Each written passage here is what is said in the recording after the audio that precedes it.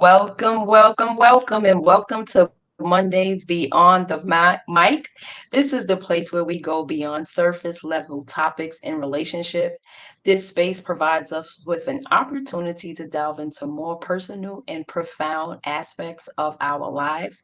If this is your first time with us, we thank you for tuning in tonight.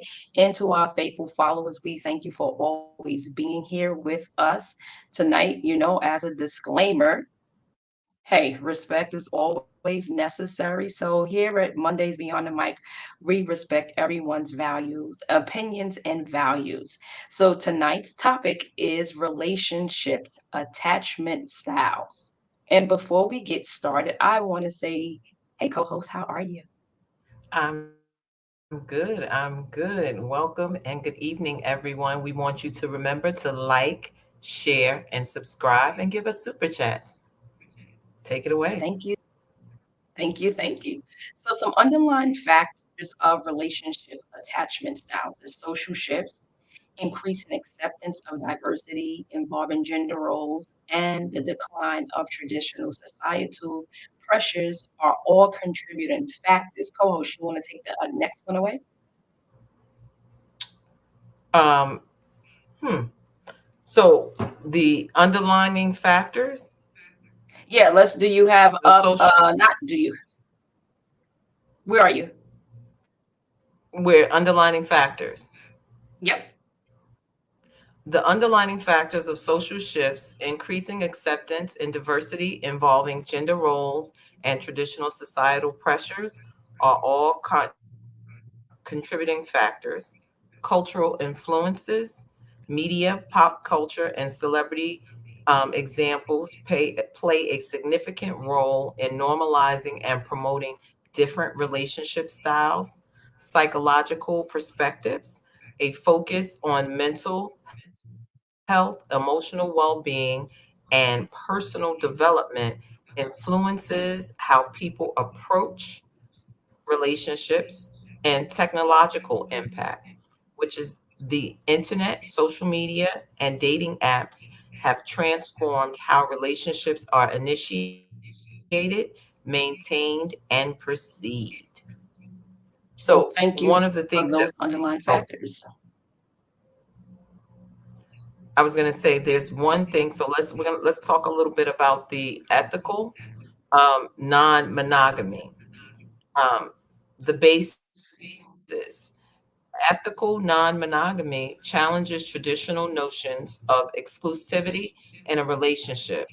It's grounded in the belief that love and intimacy are not finite resources and can be shared with multiple partners as long as all parties are aware and consenting. That's a little different. What are your thoughts on that? Mhm. Let's just pause there for a second. Yeah, multiple partners. The one thing I can say about it is where it says all parties are aware, which means okay, everybody's in on this attachment style, everybody's understand the ethical non-monogamy. We have so many terms out these days. This is bananas, but it's all good. Not for me, but I would say at least within this frame, there's a mutual respect if all parties are aware. Yeah, I would yeah. think. Yeah, no, this no bueno. No, I don't want this. Um, so let's just go a little bit on the impact of the dating trend. It's the diverse expectations. Dating now involves navigating a wide range of relationship expectations. People may be exploring casual encounters, non monogamous arrangements, or long term commitments. So that's the diversity of it all. So, what are your thoughts on that? It's just a lot. Like, can we just go back to the way things were? I know we should be shifting and evolving, and that's good. You know what is good for some people is just not good for old schoolers like myself, and I would even venture to say for you as well. It's just a lot. It's a lot Absolutely. for me. But we in this I new think a day and big age, part, we are. anything I kind think of with goes. technology and social media and people, sharing their lives, it was things that we heard about, but now it's more in the forefront. We see it more. And I think people can become conditioned to think that, oh, yeah, that's okay. That's fine because it's being publicized more. But I'm still the traditional girl. I want him to just want me and me to just want him. Yeah, that part. And I have a question for you. Why do you Yes. think people explore ethical non-monogamy, and how does it differ from traditional monogamy in terms of emotional fulfillment? I think people, because people don't want to be vulnerable, they don't want to be hurt, so they rather say, "Okay, just tell me what it is, so I can deal with it." Versus, if we think about more traditional, people tend to, if they had affairs or if they were cheating, the other person was in the dark. Um, so I think vulnerability plays a big part, and I also think that society has changed so much where we look at things where women and men can do the same thing, and not that we couldn't, but it was just like a different, I think, respect tradition, going back to more traditional roles, that women were more not like, I'ma do, whatever I want to do. It was a little more sacred, and not that it's acceptable for a man to do it. So it's not like it's Hmm. okay for him and not okay. So that's not what I'm saying. What I am saying is, I think we just moved away to everybody can, we just do what we want, when we want, with who we want, opposed to realizing that is one of the most sacred things that we're giving away.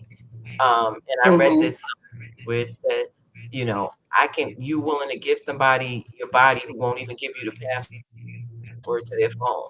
Oh, all right, not the phone. Okay. Yeah, them How phones those come two, in and right? cause a lot Get of the trouble. phones and come in handy. Don't turn them over. Give me the password, all of that, right? So what we gonna talk about now, if you're done with that, and I mean, great response. It is, I think a lot of it, like we said, the underlying basis at the beginning is social media, the digital world that we live in, right? Anything goes, which really technically and everything doesn't go. Yeah, Now and I think mhm, go ahead. no, I was gonna say, and I just think that it is the more access. The more access you have, the more you Hmm. want. Doesn't matter how much, you'll never be satisfied because you have access. This is true. This is true. What it says, the eye is the gateway, and the more we see, the more we want. Hmm. Just never satisfied, but that's a whole nother show. I know God just sick of us, but okay, I'm gonna keep moving. I'm gonna pull it back together. This next one here is, let me just say, situationships, right? Situationships reflect the fluidity and ambiguity that can exist in modern dating, often driven by a reluctancy to commit or label a relationship, right? There's no labels. This style is influenced by changing attitudes toward casual dating, a focus on individual freedom, and the impact of technology that makes casual connections more acceptable. And we kind of talked about that, but what do you think about that? I think situationships goes back. I don't really have to commit to you. So we have a situationship where we are exclusive depending on the situation. When we're with each other, we're with each other. And then when we're not with each It's other, so we're not crazy. with each other. Right. It is. And I think, honestly, I just think it goes back to, men and women have been hurt or mishandled, that instead of putting my heart in it, I put my body in it and not my Mhm. heart. So I'll put my flesh in it, but I won't put my soul in it. Yeah, that's good. And the impact of it all is, with delayed commitments and the rise of situationships, dating often lacks clear labels, leading to extended periods of ambiguity. This can create both freedom and confusion in modern dating. So it Mhm. actually creates both. Oh, yes, I can totally see it, because what happens is you start in a situationship, and if in that situationship you develop a friendship, you develop, because okay, we don't have any titles, so we may be freer in our conversation with one another. And then somebody's going to catch feelings because you can't stay around someone. I'm going to say, maybe if it's one of those what they call one night stands, that's different. But when you're talking about spending months and years with someone, you don't invest that kind of time without some type of attachment. So then it gets confusing Hmm. because you say, well, you knew what it was, right? But we've been acting other than it's a situation. We've been acting like we in a relationship. And it is a form of relationship, but the commitment level has not been agreed upon between both parties. Right, and it can go both ways, right? Yeah, I know what it was. I know what we started out as, but what is it now? Because right now it's an entanglement. My emotions are in it. I have been vulnerable. I've told you things about myself, and even vice versa, him or her, right? I have shared things with you that I have shared with no one else, and I can't continue in this situationship. So yeah, I do know what it started as, but where are we going right now? Because it's about 4 or 5 years, and this is a bit much. And it may not be going anywhere. And that's the thing about it. It may not be because, when you have a situationship, it doesn't mean that you're not the only person in the situation. This is true. You But might have again, for two that other person, people in the more feelings. situation. You may have three other people in the situation. So it's not the traditional relationship where someone's cheating or having an affair. The situationship is saying we both made this agreement, right? And so that means you can have a situationship with multiple people based on what you're saying, because you're saying we're not in a committed relationship. So it's like saying Yeah, I and where want I can see. Hmm. Go go ahead. I'm ahead. sorry. I No, thought no. you were finished. No, no, go ahead. Yeah. What I can see is someone that's traditional, right? And they wind up in a situationship, but they only in that situationship with that one person. But the person they in a situationship with is with three others. Now it's a problem for that person that's committed to the traditional way of thinking and the traditional way of relating Mhm. to another partner. That I can see a huge problem there. Oh, but I think it's going to be a problem when human beings connect and they spend time together, because now I've invested something in you. Um, Opposed to going back, if it was a one night stand, I see you today and I never see you again. But repeat performances eventually will lead Hmm. to somebody catching feelings. And now I feel Absolutely. like I own you, or I have, and when I use the word Hmm. own, I feel like I have a right to you, different from other people. So I think all of these ships can get very, very, very wavy and rocky. Although people say, I can handle it. In the beginning, it may sound nice and it may sound good, but eventually, is who we are at the core is who we are at the core. If you Hmm. find someone who validates you, you find someone who loves that you feel loves you and cares about your well-being, it is very, very hard to then just separate that and say, this is who we are. Absolutely. Absolutely. I can see all of it. And it's hurtful. Again, to the point we have went back to being vulnerable with this person. And we talked about emotional affairs, right? Now your Absolutely. emotions are entangled in it. And we talked about, I believe it was last week, emotional affairs are worse than physical affairs. It's Mm-hmm. much harder Mm-hmm. to get your feelings back and get back to yourself without thinking about that person. If it gets to the point where they're the first thing you think about at night, the first thing in the morning, your emotions are all wrapped up in it. And getting to your point, one night stand, physical, done, over, and we're good. Mm-hmm. So yeah, Mm-hmm. situationships, yeah, all these ships are something else. And they're, Which, guess what? Attachment styles. yeah. So And I guess that just goes segue into the next question, which is what are the potential benefits and downsides of engaging in a situationship compared to a more defined relationship?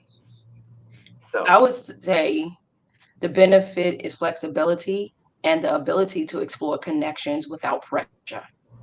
But the downside is the lack of clarity, which can lead to confusion or hurt feelings. Situationships can be great for short term connections, but they might not be fulfilling long term if you are seeking something more. So to the point of what I alluded to earlier, if you're that person and you're in a situationship, but you or your attachment style is traditional, it becomes a problem because the one that you're in the situationship with, they may have multiple to the point you made. But for that one person just might be that one person. Right. Okay. Mm, all right. So I don't know if you want to go to the age gap in the relationship, or what do you want Yeah, to? go to the age gap.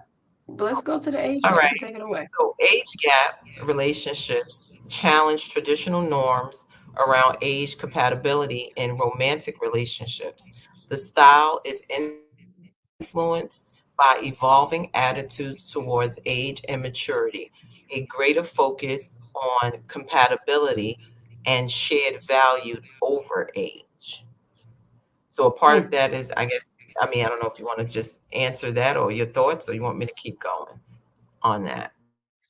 Keep going, and Um, then I'll give you my thoughts. Let's do some Okay. trends. So the impact of dating trends, evolving gender dynamics, as traditional gender roles are redefined, dating dynamics have become more modern, um, with greater acceptance of varied approaches to dating and relationships. Yeah, I for me this isn't a problem for me because I have seen and I've heard stories where women date older men and the older man acts so immature. So it's like, okay, what are we doing right now? And they go into these relationships thinking that if the man is older, or even if the woman is older, it's going to be a more it's going to be a better experience because they have the wisdom. That is not always the case. I have heard vice versa.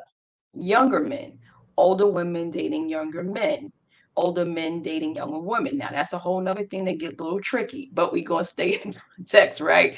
Of relationship styles and attachments. I don't see a problem with it because I don't believe true love there is a age gap. If you connect mentally, spiritually, and emotionally, and you can have encounter someone that's in their 30s, you can be in their 50s, but their mindset, they may have an old soul. They may have be brought up traditionally, and they still value those old traditions opposed to what their gender is doing now. That's my thought process on it. And I think, I guess, a little bit on the opposite. I was thinking about the movie Daddy's Girls. Remember when what's her name? Oh my gosh, Gabrielle Union was like, if I see Union, another man over 40 right? with braids in his hair, I'm gonna scream. So I think sometimes what happens Yes. is, and it can go both ways, that the person is still trying to hold on to their youth, and or you're stuck at a certain age, so you're getting older but your mindset is still, let's say this person is 70 but your mindset is still stuck at, I don't know, 40.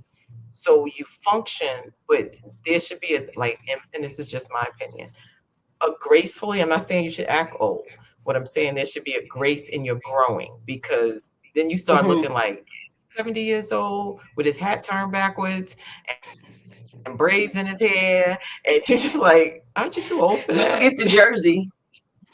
Right, with the jersey on, and you going, is she really out here almost 70 with this little see-through? Like, it's just like, Too there should much. be a grace, too much. There should be a grace as you're getting older. And I'm not saying you have to dress like an old lady. That's not what I'm saying. What I am saying is, at 70 years old, or as we get older, there's certain things that you just go, no, I'm not going to do that. Like I said, you Hmm. 70 years old and your cap still backwards, and it's like, okay, sir, you're doing too much. Yeah. And even Because now even to you that went from point with cool to so I'm sorry, go ahead. I thought you would finish. I said you went from cool to clown, because that's what they're like. Look at Who pops the over there, CC? Who the right? CC? The cool clown. So But in all honesty, I don't see a problem with it. I know you heard this old saying before. She has an old soul, or he has an yeah, old soul. In some, and I have spoken to younger men, right? And they say they prefer older women because their generation can't give them what they want. because they're so far in advance and Yeah. vice versa. So I have a question. What impact does the evolving perception of age and maturity have on the acceptance of age gap relationships in modern dating? I think one thing you can think about is people are recognizing that maturity doesn't always correlate with age, to your point. This makes a perception in making age gap relationships more acceptable. Also, there are more examples in social media and everyday life around the stigma of age gaps. It's fading. So people are kind of like, do what you like. And I just think, again, there are some, to your point, the maturity or whatever. And then there's some people, you say, oh, she just want him. What he want with that young girl? It's just she want him for his money. So Hmm. she wants, and this is not everybody. People will think, oh, she wants him for security, and he wants her to make him still look good or feel like he's still relevant. And so basically, she needs the security aspect, and he, or vice versa. It could be a guy. The woman could, be the Hmm. security blanket, and the man says, okay, I make her look good, feel youthful, whatever that case may be. So yeah, that's kind of what I think about it. Yeah. And it's funny, if you can remember back, remember when it was Demi Moore, Ashton Kutcher. Oh Hmm. gosh, that was the biggest thing. Like, what is she doing with him? But look how long they stayed together. Hmm. Yeah. Years, years, because it worked and the age had nothing to do with it. It had no bearing on what they had. And one thing I like about it, and I think people should take this away, and I say this all the time, your relationship is your relationship, not what society deems it should be. If it works for you and your partner, that's all that matters. Yeah. So let's continue. Now, this one is interesting. Okay. LAT, living apart together. Okay, okay, that's a total oxymoron. How we gonna live apart together? But LAT relationships are based on a desire for both intimacy and independency within a committed relationship. This style reflects changing gender roles, the rise of dual career couples, and the shift towards valuing personal space and autonomy. I do get that, but the impact of it is the emphasis on self discovery and emotional intelligence has made people more intentional in their dating choices. This leads to deeper connections, but also higher standards and expectations. What do you think about that? I in some ways I like it, right? And I say that because it's the ability to say we're together and we understand where we are. Um, yeah, I think the emotional intelligence aspect of it, because this is not saying we're living together but we're cheating on each other. It's kind of saying I Hmm. can be myself, I can do me, you can do you. Where I think in the more traditional role, it was never like you have a you time is family. That's it. That is it. We are family. Where you go, I go. It's like the my buddy. And I think what happens is you realize, no, or at least I know, I need my own personal space at times.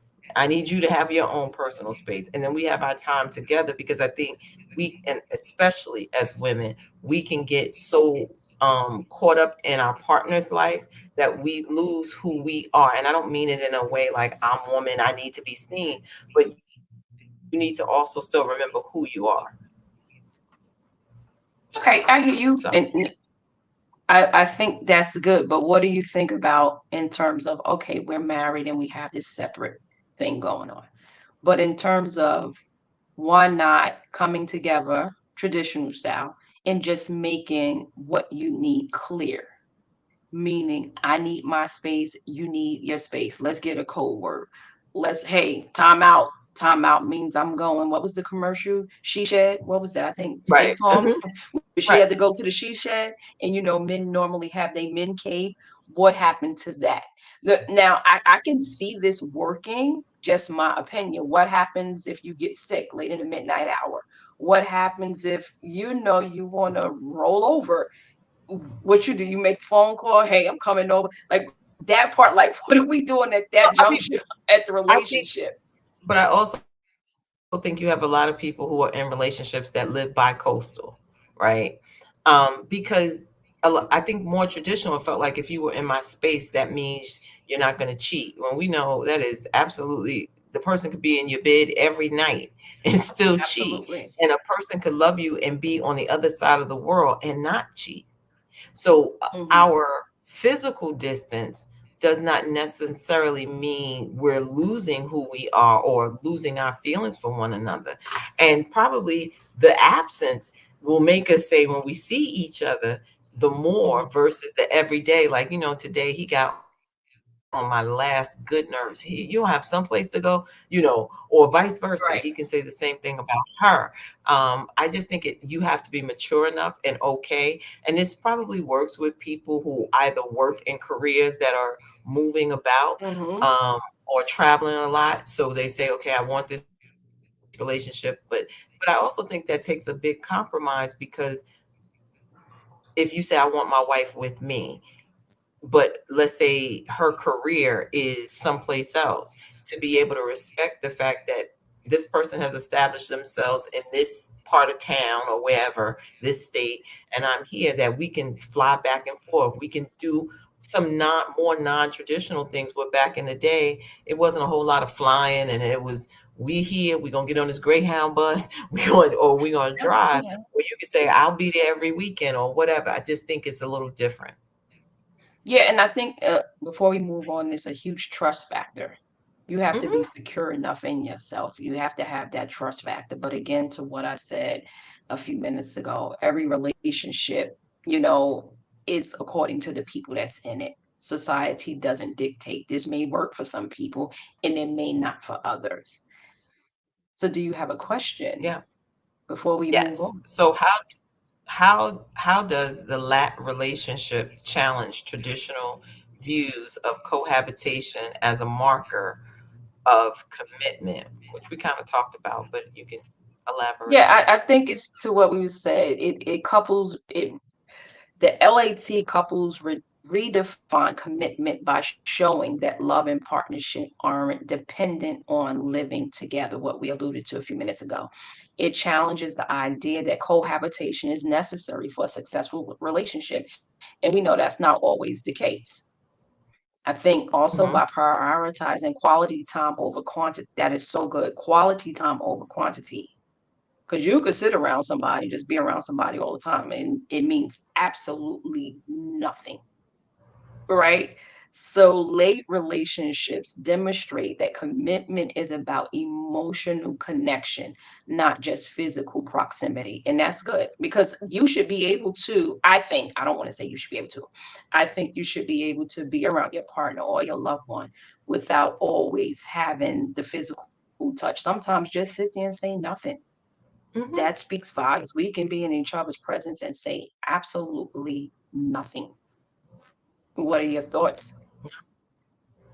I mean, I totally agree. I mean, you kind of know me, so I am definitely a person that's like, okay, over there, I'm over here. Let's have some alone time. And it doesn't mean that I love you any less. It just means I need, and I think also it goes back to understanding your partner. I'm an introvert. So I spend a lot of time internally in my head, and I need to think. Mhm. And if someone's crowding my space, I'm like, okay, I can't think because you're talking. So I need the Right. silence. I need to be able to process. And that's just my style and my personality. It has nothing to do with the other person. And I think it goes back to you you can't define the relationship. Well, my mother and father was always in each other's space. Well, we not your mother and father. We Right. are who we are as individuals. And when you understand that person and you trust that person and you understand how that person process things, then you're like, oh no, she's fine. Oh no, he's fine. That's just what they do. And I think a lot of times we don't spend enough time getting to know each other. What we do is say, oh, he checks the box. Oh, he makes, okay, check. He Mhm. loved the Lord, check. He so and so, check. So we're checking, and although a person may check the boxes, it doesn't mean that that person is your person. They may be a good person, but they're not your fit. And I think Right. we need to spend more time with trying to figure out our fit versus, oh, it's not many of them on the market. Let me snatch this one up. It's like, and I say this because we're both shoppers. It's like going in the store. You're like, oh, you didn't need it. It was available Yeah. and the Yeah. price was right. So you go, oh, okay, I'll take it and I'm going to hang it up in my closet just in case. And I Then think a lot of relationships are just in case. They know they are not the fit for one another yet. They say we're going to stay here just in case. So that's how situationships can happen. I have somebody, but I'm going to keep looking. But if this doesn't work out, you become my fallback person. hmm and that's So good. it's a And just that's in good. case. And I want to say something. And I often say this, alluding to what we were talking about, being in each other's presence. That's intimacy as well without speaking. And you know what I say, just because you have a mouth, that doesn't mean you need to be talking. Sometimes just shh. Quiet is good. So we thank you. We thank you. We thank you. Do you want to say anything before we close out? Just a quick recap before I throw it over to my co host. The underlying factors are social shifts, cultural influences, psychological perspectives, and technological impact. What we talked about is ethical, non monogamy relationships.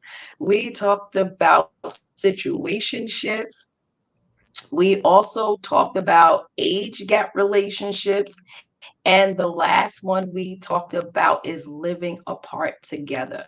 So we thank you for tuning in to Mondays Beyond the Mic. And I'm going to throw it over to my co host to give you the last words. Well, thank you, co-host. I would definitely say to something you said earlier. One, you have to realize what works for you in your relationship, and you have to be honest and not just give in because you want a relationship. If you want something that's worth having, you got to first know what you want, not what someone else told you is okay. And you don't have to live by society rules. You have to figure out where you are and who you are as an individual. And then when you send out those vibes, I'm a firm believer. You can then call in what you really want, opposed to settling for whatever you think you can only get. So call in what you want and don't settle for what you think you can get. And that's good. Those are my That is our tip. Yeah. And so we thank you for tuning in once again with us. You could have been anywhere, but you decided to chime in on Mondays Beyond the Mic. And we thank you. Is next week the second? I believe so. September 2nd next week. Because if that's the yes, case, guess what, y'all? That is Labor Day. We are off. You are off. So enjoy. And we will see you once we return. And we are out. Thank you. have a great one. Bye.